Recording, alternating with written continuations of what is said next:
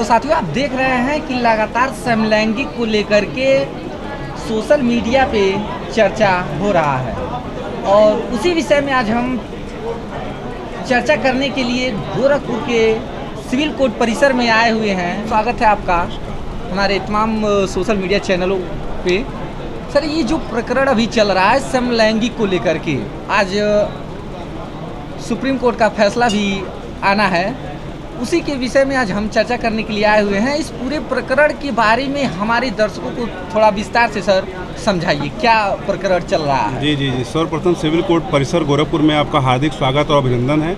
आपके सभी दर्शकों को हार्दिक स्वागत, अभिनंदन, नमस्कार जी। अभी हाल ही माननीय सुप्रीम कोर्ट में जो बहस चल रही है सेम सेक्स मैरिज को लेके, जी सर, उस पर लगातार आज 8वां या 9वां दिन है लगभग, उस पर बहस चल रही है। हमारे माननीय तुषार मेहता जी जो भारत सरकार का पक्ष रख रहे हैं, वो अपना दलील दे रहे हैं। इसमें ऑल इंडिया बार काउंसिल ने इसका विरोध कर रही है और सेम सेक्स मैरिज कोई समझ लीजिए कि ये बहुत बड़ा मुद्दा है।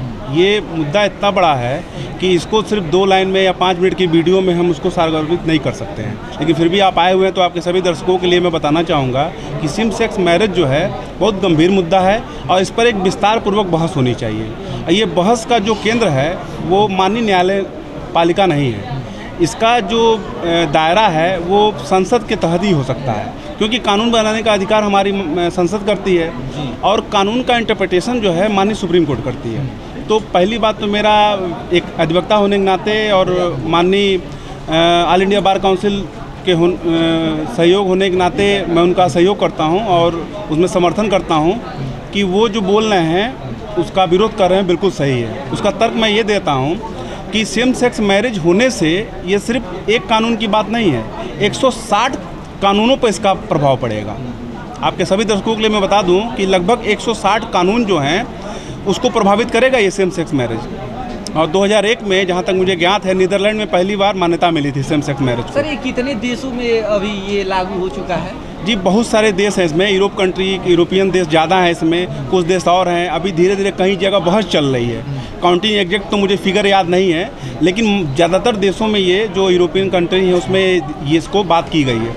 2018 में माननीय सुप्रीम कोर्ट ने नवतेज सिंह जौहर बनाम भारत संघ में सेम सेक्स जो था अपराध था उसको हटा दिया गया है कि उसको अपराध की श्रेणी से 2018 में हटा दिया गया। वो जो उनका चल रहा है, अभी बहस चल रही है, अभी आने दीजिए, आने वाले समय में क्या होगा। और माननीय सुप्रीम कोर्ट से मुझे पूरा आशा है कि इसको विस्तार पूर्वक वो देंगे और संसद में इस पर बहस चलेगी। सर, ये आने वाले समय में अगर यह लागू हो जाता है ये कानून भारत में, तो हमारे समाज पर और संस्कृति पर इसका क्या असर पड़ने वाला है? अब देखिए, आप क्वेश्चन तो ऐसा पूछे हैं, वास्तव में बहुत खतरनाक है। आपका क्वेश्चन बहुत अच्छा है, लेकिन समस्या ये है कि मैंने अभी पूर्व के वक्तव्य में बोला है कि 160 जो कानून है उस पर प्रभावित करेगा ये, और लागू होने का मतलब समझ लीजिए कि पूरी विवाह जैसी पद्धति जो है, संस्था जो है, पूरी तरीके से ख़त्म होने के कगार पे आ जाएगी। क्योंकि हिंदू में विवाह एक संस्कार है, हम मुस्लिम में विवाह एक अनुबंध है। बात समझिए दोनों को, विवाह दोनों पवित्र है, दोनों धर्मों पवित्र है, लेकिन विवाह का कॉन्सेप्ट खत्म हो जाएगा। क्योंकि विशेष विवाह अधिनियम 1954 है, उसकी धारा 4C के तहत महिला और पुरुष की बात की गई है, तो उसमें चेंजेस करने पड़ेंगे कि मान लीजिए पुरुष चेंज करने पड़ेंगे। तो ये 160 धाराओं की, कानूनों की बात हो रही है जो प्रभावित करेगा। जैसे किसी महिला को तमाम घरेलू हिंसा हो गया, पेंशन हो गया, बीमा हो गया, बच्चा गोद लेना हो गया, तमाम में परेशानियाँ आ रही हैं, लेकिन इस पर बहस होनी चाहिए। जब तक एक बहस नहीं होगी, स्वास्थ्य चर्चा नहीं चलेंगी, तब तक हम निष्कर्ष पर नहीं पहुँच सकते हैं।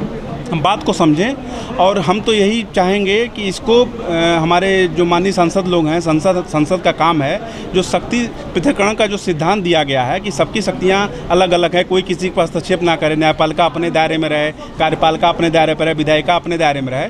तो मेरा तो कहना यह है कि ये जो पूरी तरीके से विधायिका के फेवर में जाता है कि वहाँ बहस होनी चाहिए संसद में, क्योंकि हम लोग सांसद लोग को वोट देते हैं, वो हमारे प्रतिनिधित्व है। हमारी बात जब वहाँ उठाएंगे तो उस पर बात चलेगी, एक चर्चा होगी। जब चर्चा होगी तो कुछ निष्कर्ष निकलेगा।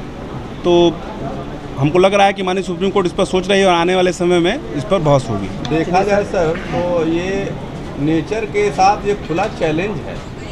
जी, वो तो है ही है, सही बात है। 377 समाप्त कर दिया गया है, आपको पता होगा, जैसा कि और निजता का अधिकार 2017 में आया था, हर व्यक्ति को राइट टू अगर प्राइवेसी देखा है। जाए तो जैसे पुरुष, आपने बताया पुरुष और महिला को लेकर के मतलब कानून जो बनाए गए हैं, आप बताया कि 160 कानूनों पर इसमें- अध्ययन है, कानूनों पर प्रभावित मतलब करेगा ये। इन सभी आर्टिकल जो धाराएं हैं उनको तो प्रभावित करेगा ही करेगा।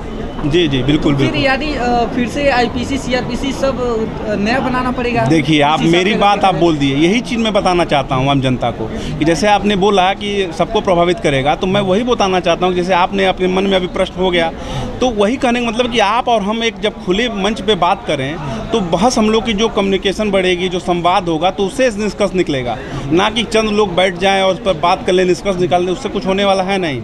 जब स्वस्थ बहस होगी, स्वस्थ चर्चाएँ होंगी, देश में खुला है, जब वाइब्रेंट डेमोक्रेसी है हमारी, तो उस पर निष्कर्ष निकलेगा क्या होना चाहिए, क्या नहीं होना चाहिए, किस तरह प्रभावित होगा। क्योंकि विवाह एक संस्कार है और संस्कार और अनुबंध जो भी हो, सभी धर्मों में विवाह एक पवित्र माना गया, तो उसको लेके आगे बढ़ने का कार्य है और इसको संसद में चर्चा होने दीजिए, तभी इस पर निष्कर्ष निकल सकता है। तो साथियों, आप सुन रहे थे गोरखपुर बार सिविल कोर्ट के अधिवक्ता मनीष द्विवेदी सर को। आपका क्या विचार है समलैंगिक को लेकर के? कमेंट बॉक्स में हमें कमेंट करके अपनी प्रतिक्रिया को जरूर दीजिएगा, क्योंकि ये बहुत ही गंभीर मुद्दा है समाज के लिए, हमारी संस्कृति के लिए, इन सभी विषयों के लिए बहुत ही गंभीर मुद्दा है, जिसके विषय में सभी को सोचना बहुत ही जरूरी है। क्यों सर? जी जी बिल्कुल तो बिल्कुल। जितने भी दर्शक हैं अपना व्यू कमेंट में हमें जरूर दें, और इस चैनल पे अगर आप नए हैं तो चैनल को सब्सक्राइब जरूर कीजिए, और देश दुनिया की छोटी बड़ी खबरों को पाने के लिए हमारे चैनल के साथ जुड़े रहिए।